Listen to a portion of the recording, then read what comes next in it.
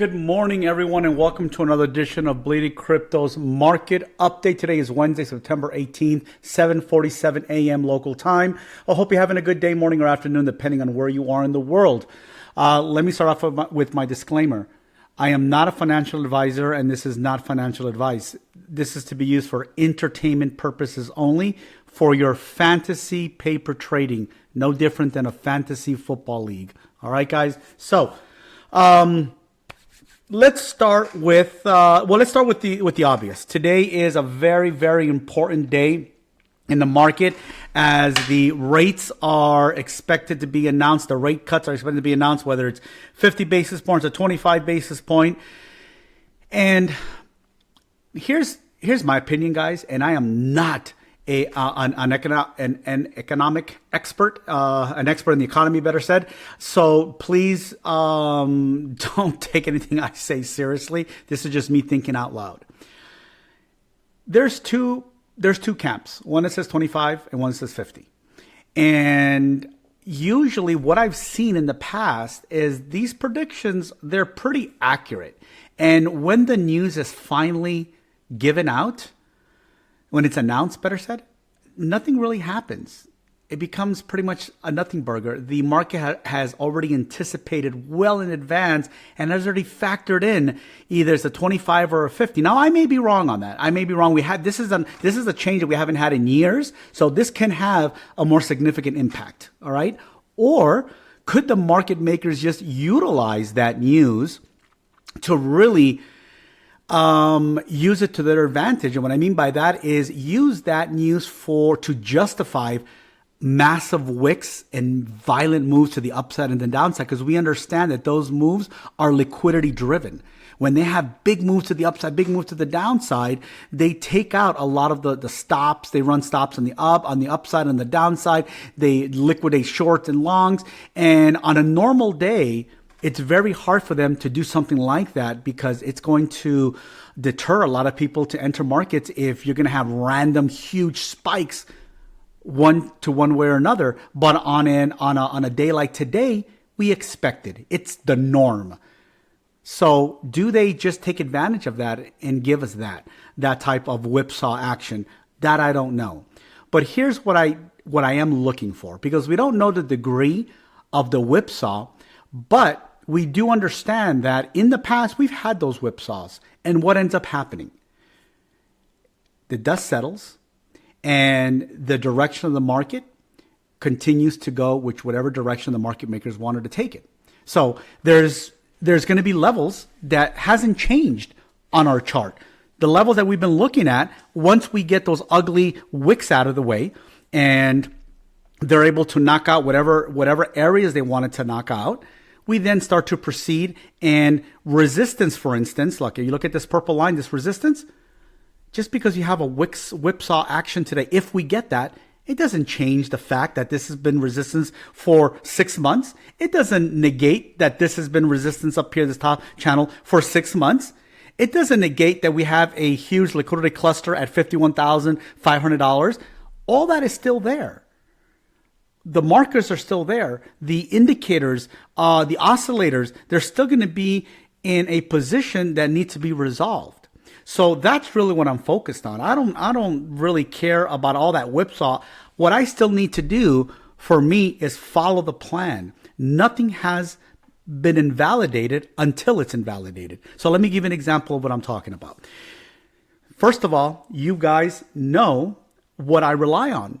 Back testing, and I show you that with an incredible degree of accuracy because that's what the market shows me. So let's start with this. I want to show you what we did yesterday. So yesterday we had a nice pump into the bottom of that channel. I showed you guys the bottom of that diagonal channels. But I want you to look at the hourly time frame to really appreciate that move. So here is that nice upthrust that we had yesterday at 7 o'clock in the morning, Pacific Standard Time. Here was the upthrust on the secondary candle that got us into that bottom of that channel. Now watch this. Look at this. We pushed into it, and what did we do? Back test. Then we lost it. And look at this. We lost it. We came crashing down into an area of support and resistance. And look at that. Right on it. Not a little bit before, not a little bit above. Right on that back test. That again continues to confirm that the market respects levels. When you see this, and I'm telling you ahead of time, I'm showing you months and months and months of this, it has to trigger something in your mind that says, you know what? Through all this chaos, there's still structure. They're still disciplined. So because today is a heavy volatility, we're expecting a heavy volatility day, it doesn't cancel out that there's going to be a continuation of that respect of these levels once all that whipsaw is out of the way, if we even get that whipsaw. I'm not saying we're going to get it, but we're all expecting it, and we may get it. It wouldn't surprise us. Okay, we're already expecting it. So once that does settle, I need to see where these levels are. If we, for instance, break to the upside, to me, it would create the max pain. Now, let me give you my opinion and why I think that based on the data. And then I'll give in my opinion to the downside. Okay. Let's do the upside first, because everybody wants to see the price go up. Nobody likes to see the price go down. So let me give you guys at least appease the moon boys for now and see my projection. Here's the facts. Look what we have. Let me show you this. I'm going to hide everything. First of all, we have a continuation of this bearish double top. This is a potential bearish double. I can't say it's a double top just yet because it hasn't followed through, but we have the beginnings of it. This M top here is no different than saying this M top here, this M top here. We can go to the daily time frame. We can pull down. Here's another M top here. It's the same market structure that I've been showing you time and time again. I just like to remind you so that you can you don't forget, and you ingrain that. You have that muscle memory. All right. So now we are up against that purple diagonal medium line. And once again, yesterday and today, we're right here on that line. We're finding resistance. No surprise. We've talked about that for 6 months. The exact same area of support and resistance. We're up against it one more time. Now, this is where I believe could cause max pain. There's a big liquidity cluster at 51,500 I've been talking about for months now. Now, max pain to me would be if the market moves up into this area. Now, I don't know where, but up into this area here, then this will then in turn get everyone really bullish, because everyone will say, okay, the market decided on a direction, and everyone starts to long, leaving the 51,500 unresolved. I believe that leads to a much greater downfall, because that is going to create a ton of liquidations for the market makers. The market makers, all of these moves are based on the liquidation. That's what people don't seem to understand. Even if I show it to you, people still don't want to. I don't know if they don't want to believe it, they don't want to accept it. And I'll show it to you briefly again. Here, let me show you this here. You see this every couple of days. We mount up a good $6 to $8 billion of liquidations. Then they wipe it down. Then another $2-3 billion. Then they wipe it out. And yesterday we were up at 9 billion, 8.3. We're at 9 billion. We're at 9.16 billion. I can't grab it in here, but we're at 9 billion. Then they by this morning they knocked out like 5 billion. We're down here to like 3 something. They knocked down 5 billion. So for me, when I see this behavior and I understand that all these movements are just to knock these out, that's how the market gets paid. Then I look to my chart and I think, okay, what do we normally see before a downturn? We see heavy, long liquidations. So it would make sense to me that we move up, create those 8 10, 15, 20 billion dollars in liquidations, get everybody just frothy, bring this down, and finally take out that liquidity down at 51,500. Now think about the mindset that would do. Not only would it liquidate all those long contracts, put a ton of money in the market maker's pocket, but everyone will start talking about $40,000 targets again. So what are the followers of all those accounts that have hundreds of thousands of followers going to do? They're going to short. And they're going to short not here, not here, not here. But by the time we get to that 51,500, that's when the majority of the people are going to start entering into those shorts.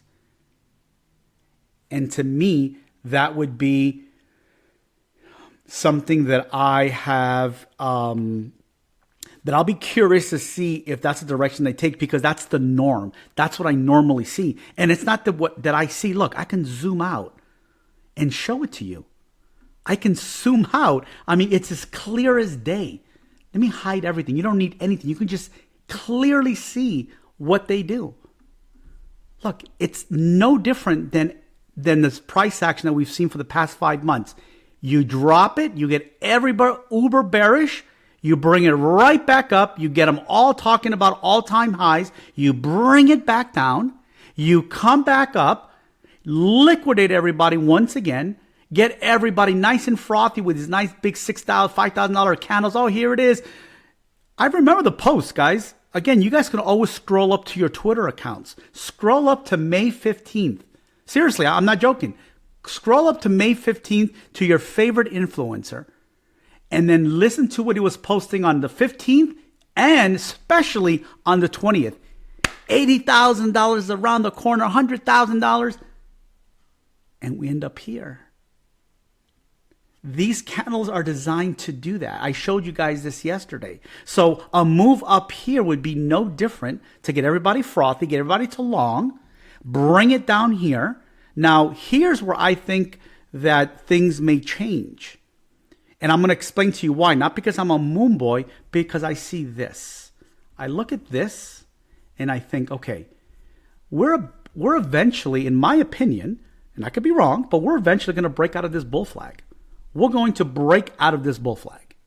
And we're coming up against a historical seasonality, a month that on October is the single most bullish month of the entire year, going back from the beginning of Bitcoin, is October. And we're 12 days away from that. So to get the market to go up, to get down, grab that. And on here, guys, it won't look like much. On the monthly, all of that volatility just doesn't look like a normal candle. But within that candle, there's going to be so many violent moves that in the grand scheme of things, is really nothing. But it's going to seem like, because we're so hyper-focused on the smaller time frames, that to us it's going to seem like a massive move, when in reality, it's not going to be much. But a grab of this liquidity here, like 51,500 is right here, and then finally start breaking out into October, November. How high? I don't know. I'm not smart enough to know. But for me, this is getting down to the wire. This here is getting down to the wire that we should be breaking. I'm a bull, even though I might not fit your bull profile, because I'm not always just hoping that we're going up or thinking we're going up. I'm looking for validation. But in the grand scheme of things, I do believe we're going to go much higher. Much, much higher. And I'm looking at this and, okay, we're getting to that point. We're getting to that apex that a decision is going to happen. And if we are going to go down, great, no problem, invalidate it. Give me a close below 49,000 and I will jump on board to your $40,000 targets. But until that happens, I cannot look at a bull flag and say, oh no, we're going to crash. It's not in my nature. Why? Because I follow these market structures. You have to understand, guys, as a trader, I see these market structures every single day, multiple times a day, with the higher probability of breaking to the upside than breaking to the downside. So when you're looking at those markets, like when your brain has that muscle memory and looks at a bull flag and thinks it's going to go up, 7 out of 10 times, I can't look at this just because it's on a monthly and think it's going to break down. I can't do that. Those three out of 10 times do break down, and when it does, then I can say, okay, we invalidated it, and we're gonna look for the support down below. But until that happens, I just can't do that. So in my mind, looking at the behavior of the market, looking at those liquidation points, looking at the liquidation clusters where the market makers generally go after, I can start coming up with a possibility, with a thesis that isn't too radical. A move here, I'm gonna do this on a temporary marker. I don't want to put any more. So a move like this, somewhere in here, maybe the 200 MA, come down here, hit that 51,500, and then finally get our move into October, breaking out of that channel, back testing that channel, consolidating, and then taking off. That's kind of what I see. And again, let me get this out of here. The markers are very clear. I show it to you on a daily basis for a reason, because I want you to memorize those. I want you to see how well those backtest markers confirm or invalidate those areas. No matter what area, whether it's an EMA, whether it's a horizontal resistance support, whether it's a diagonal channel, whether it's a medium line, they all behave the same way in those areas once they're established. So it won't be that difficult for us to get excited if we invalidate this downtrend and we start validating the flip of this channel and a move to the upside. Now, that's the bull scenario, all right? Even though it doesn't tell us going down. Now, here's another scenario. Because of that $51,500 to $49,000 target. So there's a span that I'm looking for. And I mentioned this last week because I guarantee you this is going to happen. When we hit 51,500, I want you to go to my timeline. Okay, guys? I want you to look at the comments that I get. You're going to see hundreds of people tell me, we hit 5150 BC. How come we're not bouncing? How come we're not at 80,000? You're going to see that. You may smile and you may laugh right now, but just watch my timeline. And I'm clearly saying minimum 51,500 with a good possibility of doing a sweep. A sweep means that we're going to go this low here, this swing low of $49,000. Sweep it, meaning we go below 49,000, and at the end of the day, we need to close above 49,000. So one day is 24 hours. So that means that within that 24 hours, you can't tell me, hey, BC, we didn't bounce on your 51,500. What's going on? No, we may not. We may not.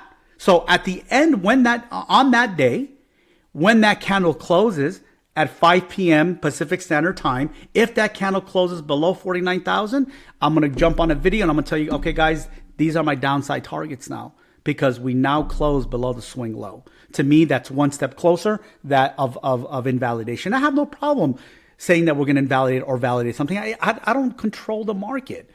I just have to look for those levels in order for me to position myself correctly. So I can care less if it's up or down. I need to be in the right side of that trade. So if we invalidate that, then that'll be another story. But for right now, being able to move into this area here before going here, to me, is a lot more bullish because that tells me that the market makers want to grab this liquidity before heading to the upside. Believe it or not, to me, if we start moving up first before grabbing here, I think that's extremely bearish because that's a huge trap. That's a huge trap until it's invalidated. So that tells me if we move up, that tells me, wow, these guys really want to stick it to the public and come down here and really do some serious damage. However, a move here first will indicate to me that this was the bottom. As long as we don't close below here, and I can start looking for targets above this channel and stop thinking that we're going to drop. Because at some point, like I told you the other day, at some point we're not going to reject off of here. And I think we're getting closer to that day as we move towards that apex on the monthly time frame for that flag. A flag can only go so long before it just starts to just, break down and fall off a cliff. So right now we're still in that proper structure on the monthly. We're not too overextended. We're not too short. We're not too long. I think we're right on the money. And when you look at the seasonality and you look at how close we are to October and the historical movements that we get in October, everything fits in line. But I've been doing this for 7 years, and sometimes when things fall right in line, they just don't go our way. They don't go our way, which is why, again, guys, on every single one of my videos, I talk about both directions. And the key to that is going to be this, just to remind you, the key to that is this right here, are these things right here, these back tests. Look at this. We back test and we're coming down. We're not coming down. So do we continue to come down into that 51,500? If you are a bull, you want to see that. You don't want to see us going up. If you see us going up, I'm going to treat that as a trap. A massive trap for a move down much greater. So as of right now, guys, we just have to wait and see. The announcement happens in 3 hours, just a little over 3 hours. And I'm also curious to see if we start seeing some precursors in crypto. Sometimes crypto often is a leading indicator to what the direction of the market is. News leaks out, and it's much easier to move a market like crypto than it is to move the broader market, since they're worth a lot more, and the market cap relative to the broader markets is a lot less. So sometimes you see that. I've seen that when you look back. It's not obvious when you're looking at it, but sometimes when you look back and you think, oh wow, look at this is when it was announced. This is when we started to pump, or this is when we started to drop. A few hours ahead of the news. So I'm curious to see if that's going to happen this time. Again, I don't know, but I know what I'm looking for. I know that if we're going to go higher, I'm looking for this to finally not reject. And if we're going to go lower, then I'm looking at our fib count. Here's our fib count. Look. Here's the fib count where we bounced off yesterday. We consolidated here for 16 hours on the 4-hour time frame. I don't know if you recall this. Look. Give me 1 second. Let me just hide the indicators. Look. For 16 hours, we consolidated, because this is the consolidation rule. And then we put in a higher high, but we gave it back immediately. So it's not really a higher high to me. Again, this is more of a double top. And you can see this double top a lot more evident on the 12-hour time frame. Look at that. Yeah, this is a bearish market structure. It's no different than here. No different than here. With the signature move. There's a signature move that I talked about yesterday. There it is. M-top, signature move. We just need the confirmation. And the confirmation is going to come when we break below here. And as a matter of fact, we're going to do something that I've been talking about, not as often with you guys, but something to watch out for. And this is it right here. Watch this. Happens we look for this on the smaller time frames all the time, and it has like a 99% accuracy. If this is going to be a double top, you hear what I said? If it is, we'll see a breakdown here, and then we're going to see a back test of this neckline. Then we'll see a rejection and a continuation down to the downside. So just watch out for those small markers, so that you could hopefully get in front of it. It is going to be something that I don't recommend you get in front of it before the announcement or immediately after, because remember, wicks are candles at one point. So if you play it on a full candle, say it's a big green candle and you long, most likely that may turn into a wick, and that's where you get those Darth Maul type of formation. So allow a few hours to pass by, and I think the real moves, besides the actual data announcement of the exact points, but when Jerome Powell starts speaking, there's going to be algorithms judging certain keywords and how he phrases them that are going to trigger either buys or sells. So that's going to be another whipsaw type action. and justification for those whipsaw type actions. So once again, I would be cautious. I think the best way to play it is not do anything to see how Asia interprets the news, how Asia absorbs the news. And that's going to be shortly after the announcement. Well, not shortly. I would say about 5 hours after the announcement, Asia comes online. So that's going to give us plenty of time between the Jerome Powell speech and Asia to come online to see how the post market absorb that news, because it's going to happen at 2:30 Eastern Standard Time. So it's going to be another hour and a half of trading still in the New York session, but there might not be enough volatility or enough time for the dust to settle between that. So the next trading session, the next kill zone is going to be the Asia kill zone. So we may have to see how that behaves. But I think the true move is the biggest market in the world, the New York kill zone. So we may have to wait until tomorrow morning when New York comes online. And I think some of the I think we may get a good idea on the pre-market, the aftermarket trading, the after hours trading, to see kind of what, maybe get a feeler for what people are positioned, how they're positioning. And then obviously we'll get that confirmation tomorrow when when New York opens on the New York kill zone, on which direction the market feels like it wants to go. And then we may start seeing that real move happen. So we may see a lot of volatility. Asia might be undecisive. We don't know, but I wouldn't trust the Asia move.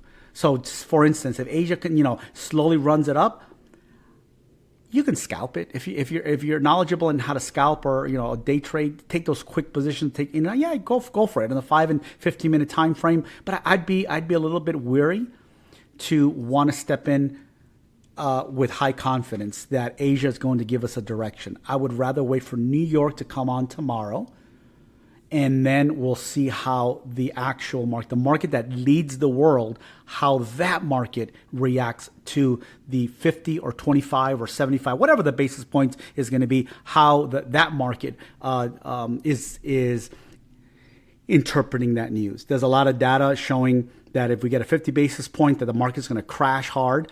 There's a lot of great graphs that I've seen. But at the end of the day, guys, we have to also think, there's an election.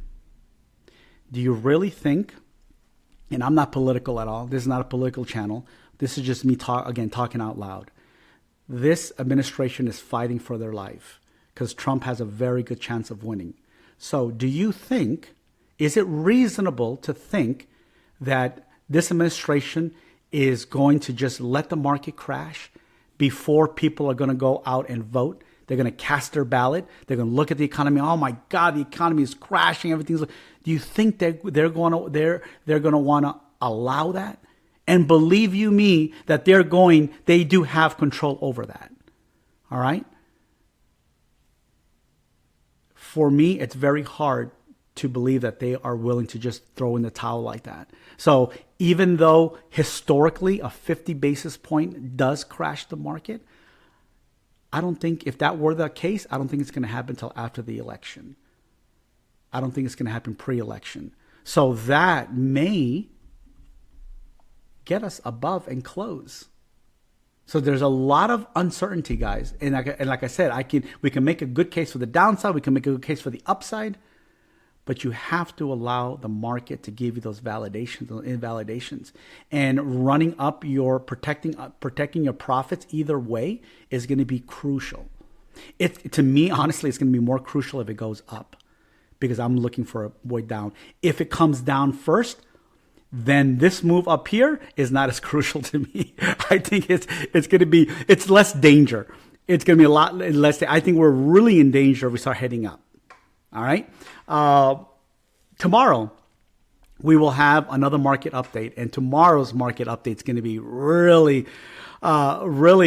interesting, because we've already had our basis point announcement today. The market has already absorbed it. New York has opened. I'm going to do it after the New York Open, and then by tomorrow, we're finally going to know, are we going to be coming up in here, or are we going to be coming down in here? We don't know that. So what I would like to do is this, just to leave this off, oh man, I can't get this to move out of here. Hold on, let me see if I can grab it from here. Nope. All right, I can't grab. Oh, there it is. Okay, I would like to do this. So I would like to go. Let's see here, and I would like to grab this here. I would like to put this here, and then I like to clone this, and I would like to grab this one here. Grab this one here. And this is basically all we can do, guys. It's just, you know, everybody wants a concrete answer. And unfortunately, I'm not smart enough to give you a concrete answer because I don't think no one really knows. I mean, there are channels out there that claim that they know exactly. Yeah, that's fine. That's fine. You know, one day I'll be as good as them. But right now, this is really all I can do. Unfortunately, I can't give you any positive answers, but I can give you a case for both sides. That's reasonable, and that's based on the TA, not based on this. Because look, if we come down into here, we're invalidating the continuation rule and the consolidation rule, which means that if we close below 786, that implies that we are going to go much deeper. Much deeper for right now would mean the bottom of this channel. We've got a breakthrough here, and then we've got to back test the underside, and then we've got to get that rejection to get down to the 51,500. What if we stop here? I mean, this is going to be our next area of support. It doesn't mean that if we lose this, we're going straight to. No, nothing goes straight down. Once again, let me show you. Let me show you this. Let me show you this. You see all these contracts? This is what regulates, this is what controls the market. Let me show you a quick example right here. You see these, do you see these cluster right here? As we were going down, all of these contracts opened up.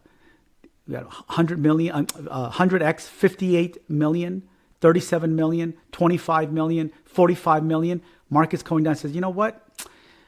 Let me grab some fuel here. And wiped out a couple $100 million right here, about $150 million. Move up, grab it, consolidate. You see here, we start moving up there. They went and grabbed this other contract for 30 million, 100x. Then they started coming down. They put a lower high. They start dropping. And then these contracts pop up. 58 million, 100x. 43 million, 100x. 26, 100x. 34, 100x. 34, 100x. And look what the market does. Comes up, boom, tags it. You see that? As it was coming up to this one here, this guy opened up. This guy opened up right here. So this guy's in danger of getting taken out. But you see how the market ping-pongs around these. These are all 100x long contracts. These are 100x short contracts. So looking at this behavior literally on the 1 minute chart, this becomes second nature to me. This becomes very obvious to me. So it may not be obvious to you, but it makes a lot of sense to me because I see the behavior. DCT trading. Look at this. We came down and we knocked this out. I haven't refreshed this here.